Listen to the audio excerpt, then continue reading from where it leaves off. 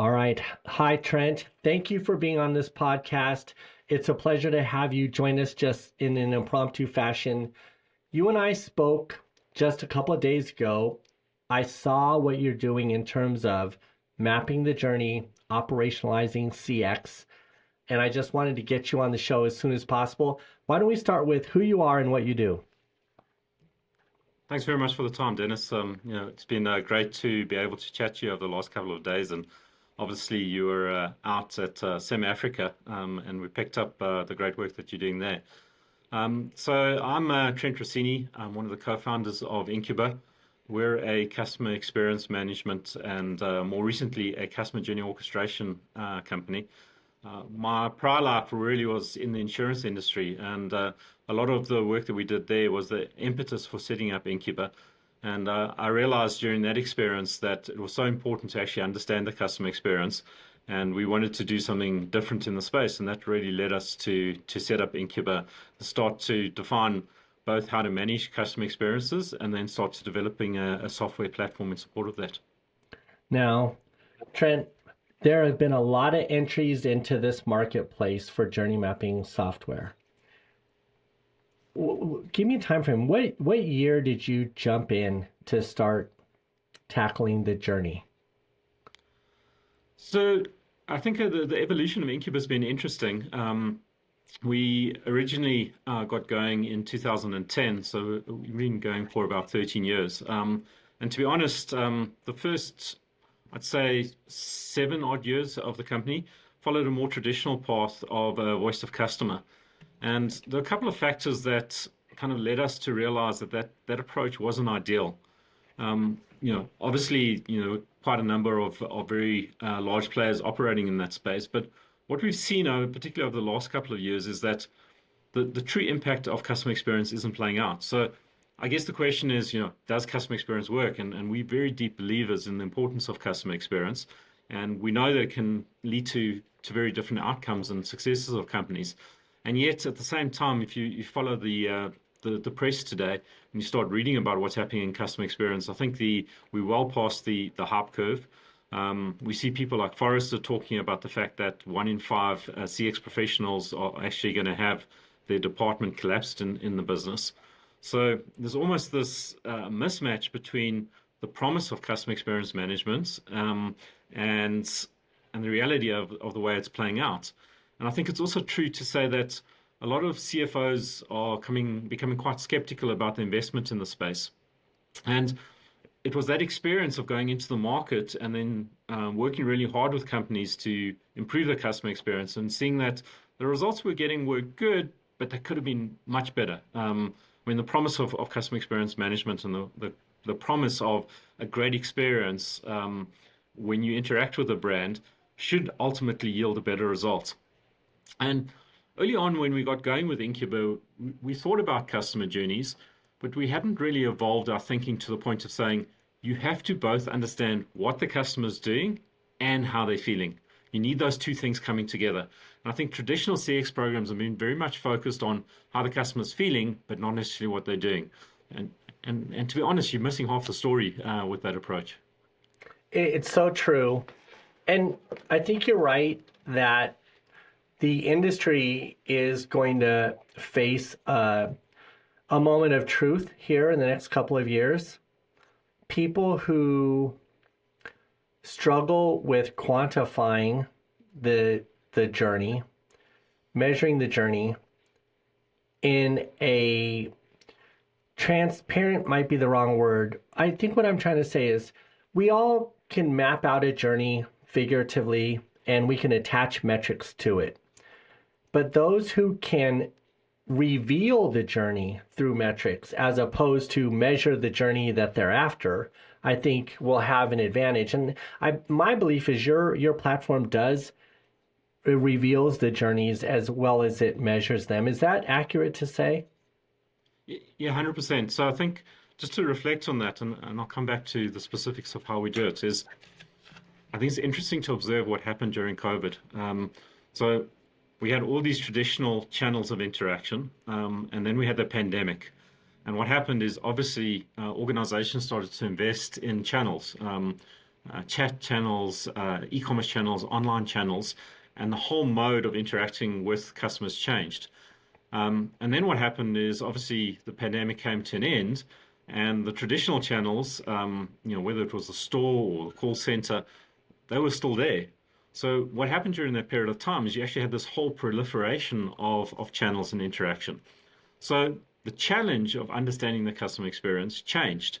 And the reason it's so important to actually keep track of customers is because of this exploding exponential development in terms of multiple channels in an organization.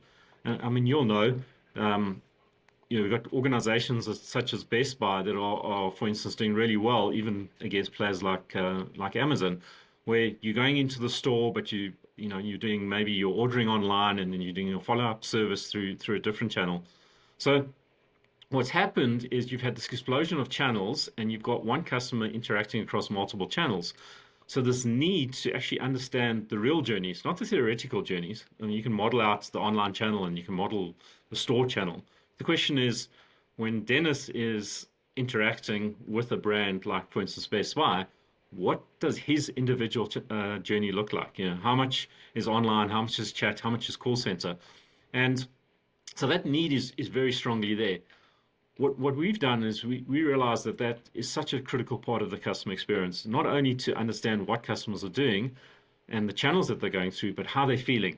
And you're 100% right. We've then taken that and we've actually developed a technology that can ingest from all of those channels. So we can plug into the website, we can plug into the app, we can plug into the call center, we can plug, in a way, we can sort of plug into the store by using things like QR codes and in-store promotions and vouchers. So we developed a capability that can ingest all of these data points. And then rather than having this theoretical view, which is always flawed, it's almost flawed by definition if you work in an organization because you're not getting the true outside-in view, is we ingest the data and we get to reveal truly what the customer journey looks like. And then what we do, and I think this is where it gets really exciting, is we take this data and we overlay that with how the customer's feeling. So were they able to find what they were looking for? Was the store assistant helpful? Was the price point appropriate? Was the right range of products there? And we pull all this data together so you can actually start to understand the customer.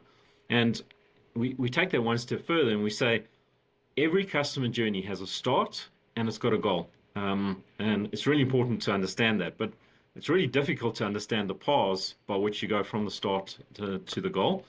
And then what you want to understand is you want to understand how customers are progressing along the customer journey to reach the goal. And then often what will happen, and in fact it happens all the time, is customers drop off.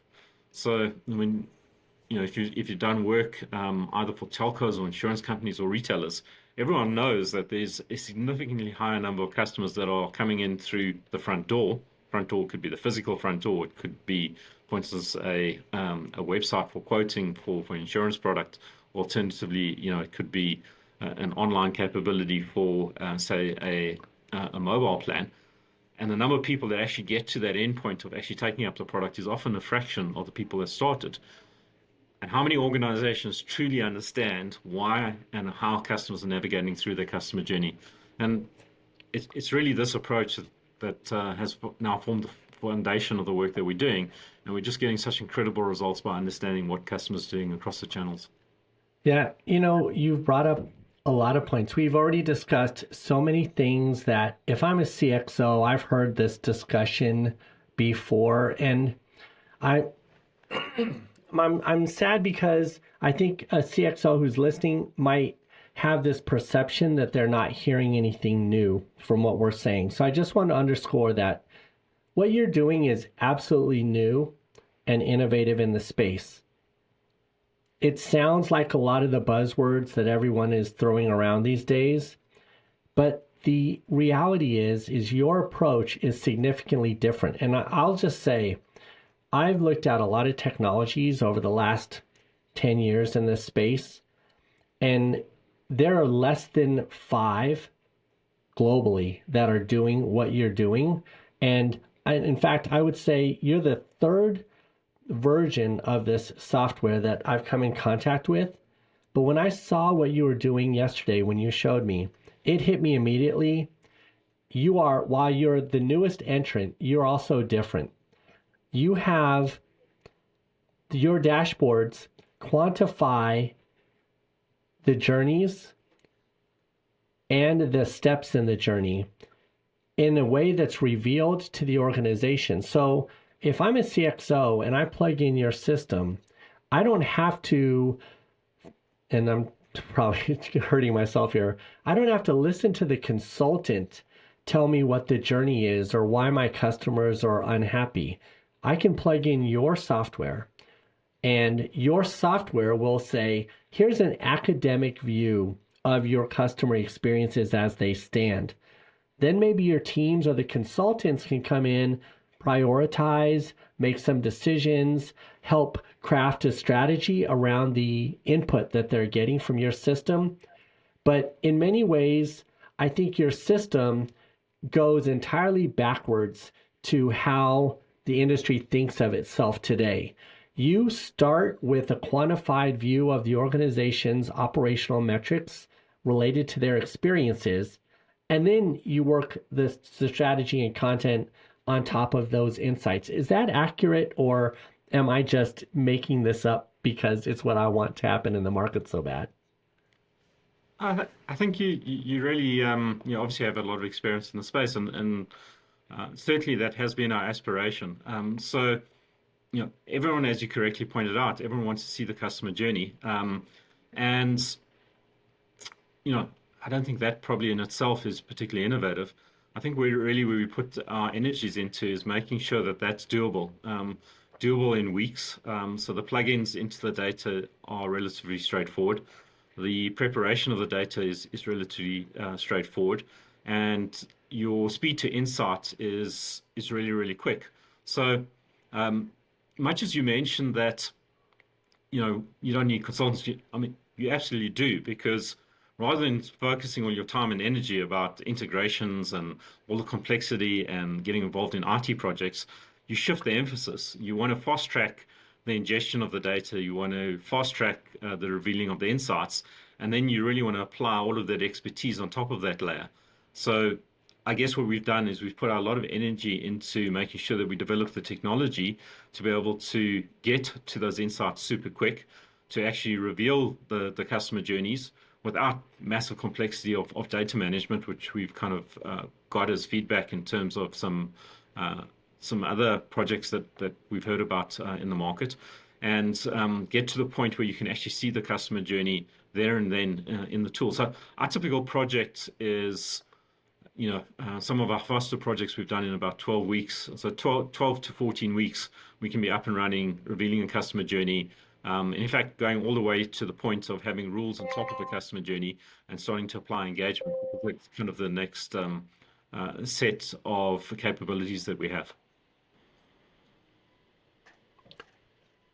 Okay, so walk me through that. So you're starting to refer to a case study. If I'm a listener right now, I've heard everything we've said, but I want to know, you said 8 to 12 weeks. What does that even mean? Like, how do I make a decision on that? If I'm a CXO and I say, all right, this sounds like it might be an innovative way to get to my proof of concept to reveal my true journeys. What is that? Walk us through how you onboard a client or how you onboard the team so that they're successful in 90 days. Sure. So let me take a real world example. We, for instance, did some work in the banking industry, and the objective of this particular banking app was to actually get customers to sign up. And it was quite a complicated process that the customer had to go through. So they had to find the app. Obviously, that comes from digital marketing. Then they had to download the app, and then they had to log in. There was various pieces of customer verification data, so identification, address, bank verification. There was linking of the app to the existing banking products.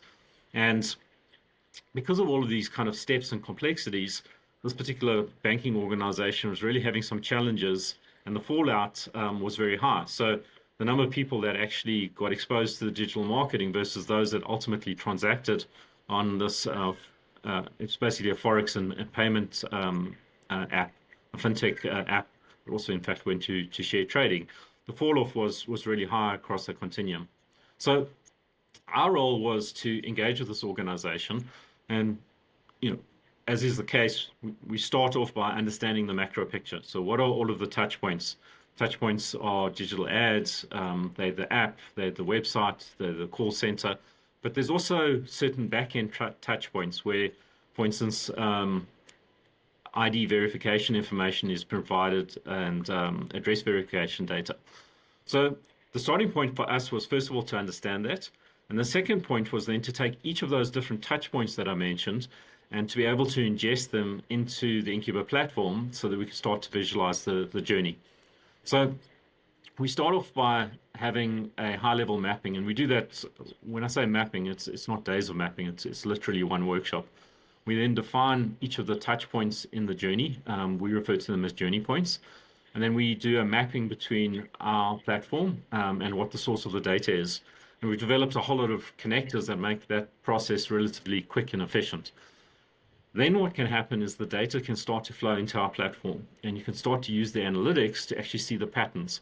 And it actually turned out in this particular project that, for instance, they had a SDK that took a selfie. And it actually turned out that that selfie that linked you to your ID verification actually had some flaws in it. And it actually wasn't working for a significant number of customers.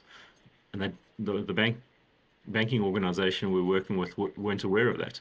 So we get to ingest all of those journey points. We get to visualize and see the paths, and we get to see where customers are falling off and why they're not progressing to the point of having a verified account and why they're not depositing funds at the end. So that's kind of phase one of the project. Once you've understood and our analytics give us the insights and what we've done, and Dennis, you saw it yesterday, we've made that relatively easy to do. So it's not very technical, it's quite visual, and it's quite revealing. So you can actually see each path, you can see the volume on each path, you can see who's been through it. And we actually track every single customer at an individual level as they're going through the customer journey. The next phase of the project is then to say, all right, once we've understood the behaviors, let's start understanding the perspective of the customer. And in fact, we have another layer to what we do is to try and understand the value that's been imparted. In this case, the value that's been imparted from the banking organization through the fintech app to the end customer. And we do that through dialogue. So we use a lot of chat commerce across a variety of different channels. So that could be email chat, it could be a website chat. We do SMS in some of the markets in which we operate. Messaging solutions such as WhatsApp are quite prevalent. And what we can do is, as we're seeing customers actually interacting with the channel, we engage with them on a proactive basis. And we have these mini conversations that we refer to as dialogues. And while we're having those dialogues, we're actually asking questions about the experience. Did you find the right information? Did you understand what to do next? Is there a reason you didn't send us verification document? And it's all very specific to the individual. And also nudging people. So actually nudging them to say, well, you haven't sent your verification information, or you haven't deposited your funds. You're missing out on an incentive. If you transact in the next 14 days, here's, for instance, a 10% discount on your transaction fees. And that's really the second phase, where we're conducting dialogues and we're collecting insight, but we're also using the opportunity to actually nudge people forward. So one of the concepts that we've developed and we've got tremendous value out of is this whole idea of an idle and a nudge. So, when you start delving into the world of behavioral science, you'll hear often, chatter about what are the nudges. And marketing and nudging really operate hand in hand. And nudging is around putting a salient message out to an individual that's relevant to the value that they're trying to derive at that particular point in time. So you have to think about the value proposition. So if we go back to our banking example, what value is the customer going to get? We spoke about the convenience elements. We spoke about the fact that it was low transaction fees. We spoke about the fact that they could do 24/7, that there are multiple currencies involved, they could trade in multiple markets. And you use nudges that are embedded through the dialogues and nudges to have this highly personalized set of engagements along the customer journey. And those help drive the customer along the path towards the goal. And whenever customers are getting stuck, we actually are creating intervention points. And we refer to them as idles to say, hey, this customer hasn't moved forward for 2 or 3 days. So, what is the issue here? And either to send them some information to incentivize them to go to the next step, or alternatively collect insights to figure out why they haven't progressed. And in some cases, in fact, in this particular case, because the value of a customer was so high, we could actually escalate it into the call center, and we could actually make outbound calls to individuals to say, can we help you along the customer journey? And that's exactly what we did. So that whole process that I described now, which is high-level mapping of the journey, ingesting of the data, constructing the dialogues, understanding the issues, also doing a whole lot of text analytics, which is an embedded part of our solution, and driving customers towards the goal. That's all of what we did within the scope of that project, and that's all doable within the 12 to 14 week period that you mentioned earlier. Well, thank you for that explanation. One of the things I would like to just say is I hear that you've explained what you do, but I think what I heard also is the value. If I'm a CXO, having the tool reveal the paths for me. On that path, identifying the milestones or the touch points or the intersections of an omni-channel experience to some degree. I mean, it depends on the number of touch points, but certainly having a system that tells me quantitatively what the journeys are, where the touch points are, and to your point, being able to quantitatively and qualitatively engage with customers along each of those steps with the technology, automation, or orchestration in place to insert ourselves into the conversations where they matter, these nudges that you're describing. It's a powerful approach to journey mapping, in my opinion. And it sounds like you can do this quickly. I don't know if you have had to have seen or heard this meme where they had a campus of some sort and they were going to put the sidewalks down, but before they put the sidewalks down, they let the students walk to see where they would walk and then put the paths down. A lot of people like that metaphor, but what I think is different about your platform versus that metaphor, which is your platform doesn't require the paths to be concrete. Though your platform will reveal the students in the morning, the students in the evening. You, in a sense, give a CXO the ability to see the journeys when they matter to the business and nudge customers along the paths that have proven to be successful or have proven to have challenges. Would that be an accurate statement?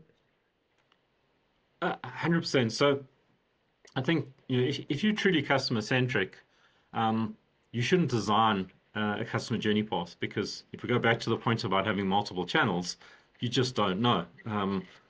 Certain people are shopping 2 o'clock in the morning, others are sitting doing it at work, some are using the online channel, some want to speak to the call center. And the point is today that businesses and certainly telcos, banking clients, retailers, they're all multi-channel. And the question is, which channels are the customers actually using? And you can't prescribe behavior. This sort of notion that the online channel is distinct from the offline channel, it's just not a notion that stacks up anymore, because people move transparently between the channels. And what we've done is, really try to make it as easy as possible in the preparation of the data so that the paths reveal themselves, because all of this is possible with a whole swath of data scientists and months and months of ETL work and massive swaths of data running in a platform. But no one has the time, and certainly no one has the budget to be able to do that. So what we've done is we've enabled that capability that I think a lot of organizations aspire to have at a price point, and certainly in terms of an effort cost that allows you to get to that point super quickly. And we do that both in aggregate layer and we do it at an individual customer layer. So we know every single customer, the path that they're going on. So you can look at an individual customer, or you can look at all customers and the average of the paths. But there's something in between that becomes quite powerful to actually start looking at segments of customers. So you get to start grouping customers, and then you can start to group and look at customers that form part of different segments. And those segments are completely definable. So they might be defined, for instance, by a bank based on a income algorithm, or they might be, for instance, defined by, say, customers that fit into promoters and detractors, and how are their paths different, or maybe demographics. And the point is, because we have the data at both a aggregated layer and at a detailed layer, it allows us to do the analysis and compare those different levels of interaction. And as I say, I think part of it is actually having the capability, but a significant part of it is just the speed with which we can do that, and relatively speaking, low complexity.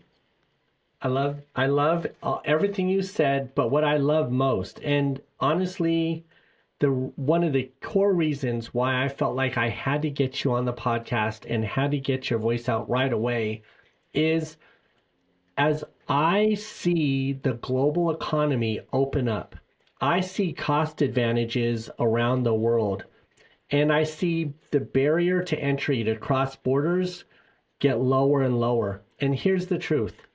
Your solution, while I said it is one of the three that I can think of, you're absolutely the most cost-efficient option. I feel like your solution provides these innovations, a scientific approach to the customer experience, and yet your cost is so much lower than the rest of the world. How do you want to explain that to the world? I could use my own terms, but I think I would fumble with saying it elegantly. How do you stack up in terms of cost go-to-market for these sorts of tools around the world? Well, I guess because our entry point has been in emerging markets, we have to, first of all, price for those markets. And those markets, to be honest, typically just have lower budgets. I think that's the one dynamic. The second element is that I guess capital is scarce, and therefore, when you're doing a new and innovative technology, you have to be super efficient with your use of capital. So we haven't had the level of investment that potentially some of the other players in the market have had, and therefore that means we, ultimately don't have to generate the same level of returns. So we've tried to do a lot more with a lot less. So and based on what we've seen and based on the customers that we've interacted with, we get a sense that our price point is probably about 25% of many of the other players in the market. So obviously we've got similar hosting costs, and we've got similar licensing costs, but our labor costs are a lot lower. And then secondly, I think we've spent a tremendous amount of time on making sure that we are super efficient in terms of how we take things to market. It's so true. I've been quick to say, particularly Africa as a market is such a hotbed for innovation because the customers are more thrifty than almost anywhere else in the world. That causes the budgets to be lower, and it causes the brain to have to work more and create better, faster innovations. I can't even express to the world how important it is to look at other markets for innovation, and I think you're a shining example of that. So just to sum up what we've discussed today, you present one of the newest, most innovative options for scientifically or quantifying the customer journey as the first step. Your 75% less cost, your speed to market is agile and competitive with the rest of the world, and you have a product that's ready to be deployed for any brand that wants to, let's just say, tackle customer experience in the newest way possible? Yeah, I think those points are valid, but I think it's also important to mention that we haven't taken any shortcuts in terms of our technology. So we are a very strong partner of Microsoft. We only run, for instance, on Azure. We make sure that all of our security is completely up to spec on a world-class basis. We work extensively with organizations across the globe.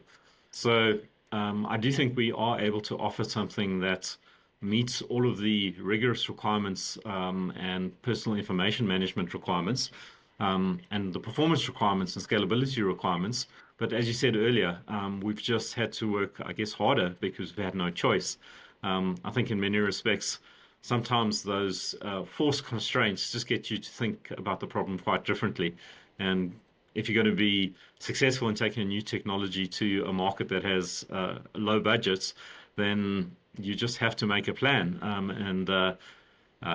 You know, as everyone probably knows, Elon Musk is a South African, and he's done pretty well in terms of taking innovation to the space industry.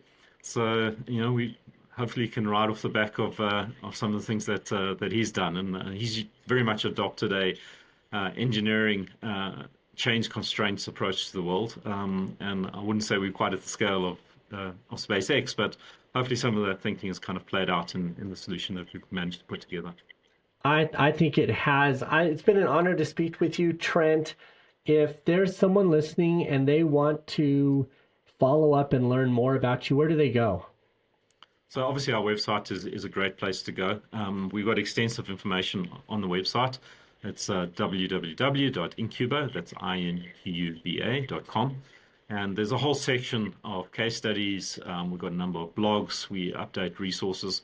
And then obviously feel free to reach out on the website, and we'd be more than happy to spend some time with you, taking you through some of the projects that we've done, sharing case studies, and helping you understand how we could potentially apply it to your particular industry.